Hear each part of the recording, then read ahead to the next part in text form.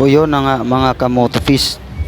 Nakita natin dito sa labanan ni mga dalawang manlalaro na ito. Actually hindi ko kilala itong isa. Maliban dito sa ito nakatalikod. Isa to sa mga kaibigan natin. Ayan, nagsimula yung salpukan nila. At tapos ito na agad yung nangyari sa unang round pa lang mga kaibigan. Brutal knockout. Na mekos-mekos talaga mga kaibigan, na mekos-mekos yung laro. Grabe, sobrang bilis ng pangyayari. Ayan, nakita nyo yun.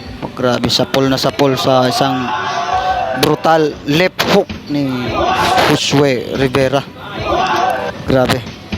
Yan po mga kaibigan yung nangyari sa isang boxer na naganap na labanan. Hindi ko alam kung saan to palarong ito. Dahil wala ako dito mga panahon na yan. At ito na pagbalik. Grabe na yung sugod ng isa. Ayan, nakuhanan pa ng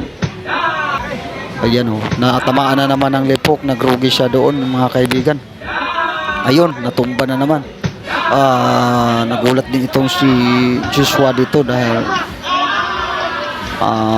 grabe, gusto niya na rin ipahinto ng siya lang, pero may referee kasi tayo pare. Ayan, at tinigil lang ng referee mga pre. Sobrang grabe ang galing ng pinakita nito ng mga kaibigan natin. Yan, sobrang galing ng mekos-mekos. Grabe, tornado, wave tornado.